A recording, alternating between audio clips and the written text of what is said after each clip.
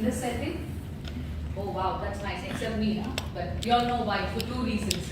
One is, I'm giving my first icebreaker speech today, so you all can understand the nervousness and the butterflies running in the stomach, etc.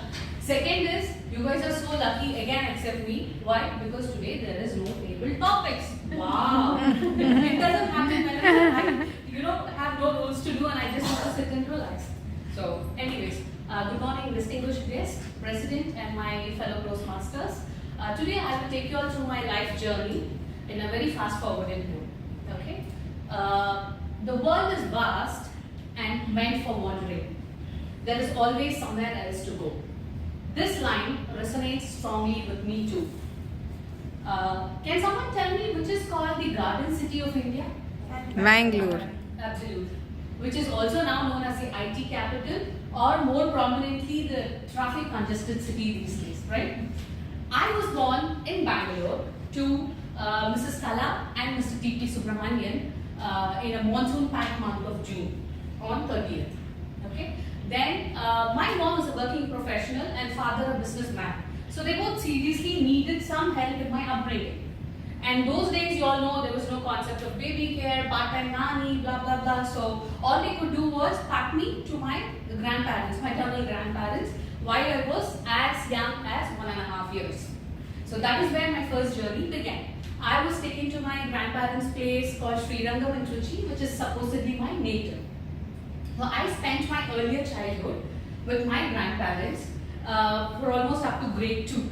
And you all know very well the love, support and affection and the care that we receive from our grandparents with no restrictions at all. So it went on like that, and after grade 12, that's when my father said, okay, she's a little grown up now and the grandparents are also getting older. So let us not give them a burden. Instead, bring the girl back to Bangalore. So he brought me back to Bangalore and I started my grade 3 till grade 12. So that's when again I was exposed to new surroundings and new language, new culture, and of course new parents, which I thought in those days. Because for me, my grandparents were considered my parents because I went at a very young age. So till grade 12 I completed. Then the next journey had to begin, the third journey of my life. What happened was I had taken up a grade 12, those days is called as a pre-university in Bangalore. So I completed my second PU and I was a science stream student. I always wanted to become an engineer. So I had even appeared for the entrance test, which is called the common entrance test, and that was mandatory those days to obtain a medical or an engineering seat. But fate disguised in the form of my father, who had other ideas for me. The company where my mom was working was laid off. And since my father is a businessman, who anyway needs to keep traveling all the time, felt that we can as well go back to our native again. And since me being their only daughter, they wanted to take me also along. As usual, no daughter will agree for whatever the parents say, and I was also one of that daughter. I quarreled as much as I can, I did dharna, I skipped my meals, but everything went in vain. Because my father is not daddy cool, He's like the Mogambo dad of Simran in DDLJ, who always feels that their decision is right for the children. So with no other thought, I was also brought along with them back to my native. And I took up the course called BCA, which is Bachelor of Computer Applications, and then began my college life like every other person, bubbling, charming, full of life, partying, but at the same time, focus on studies, career, etc. And our batch was so lucky that we represented the college as an all-rounder in all the competitions. And we got laurels to the college. And you know what? I was the topper in the college. I was the first rank holder at the college level and also third rank at the university level. So every time from the very beginning itself, I had made up my mind that once I complete my graduation, I wanted to do an executive MBA, which wanted me to have some work experience. So I was just thinking, what next? I asked myself the question, should I pack again? Should my journey start again? So fortunately, that's when my uncle came to my help. He was working in IBM in Bangalore that time and insisted that I give it a try for the off-campus freshers hiring that is going on that time.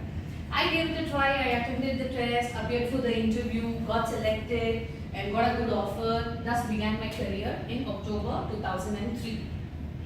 All this happened so quick that, things were like so Latin and Greek to me, working for a big corporate and learning those etiquettes, protocols, etc. So eventually I got used to it, and because I wanted to do an MBA, I completed that also. You see, everything is happy going. Your career, somewhat educationally, you're settled. Career is well going. You're happy. You think our parents will spare us for long? No. That is where all the Amjad Khans and Prem Chopras and Aruna Irani characters of our parents will start coming out. They want to kick us out of the house. So the marriage mela started. My parents formed an alliance of a family in Chennai whose son was working in Dubai for Asian Paints. So all the matrimonial exchanges happened, deal got finalized, the product was delivered with minimal warranty. Then I joined my husband in Dubai in 2009. Within a month, I resumed my career, found a new job, started enjoying the life, and not just that, you know what happened? I learned to become a multitasking expert free of cost after marriage, like all of you. Then after that, after 2 years, my daughter Sai Parnita was born. Life became more beautiful. Along with career and work, we had personal work-life balances. We went on vacations, toured a lot of places, and I almost came to a conclusion that okay, Dubai is going to be my place where I'm going to be there until our retirement, and after that maybe go to India. But I was wrong. One day my husband called me over the phone while I was at work and told me about the combo offer of a good and a bad news. It was a combo offer of a good and bad news. Go on. Good news is that he was promoted as an operations manager. Congrats. Bad news is that we need to be transferred out of Dubai. But me as a person, all along been traveling and so many wandering places and all, I always believe opportunity knocks only once. So with no other thought in mind and focus, this time me along with my husband and the doctor, we packed up for our relocation to the beautiful island of Pearls. So we moved to Bahrain last year in September 2022, kind of getting settled until now. And today I stand before you all delivering my icebreaker speech in our C2A Toastmasters Club. So before I conclude, ladies, let me tell you all, everything in life happens for a reason. And that reason causes change. So dare to make a choice. Thank you everyone for listening to me, and thanks for your time.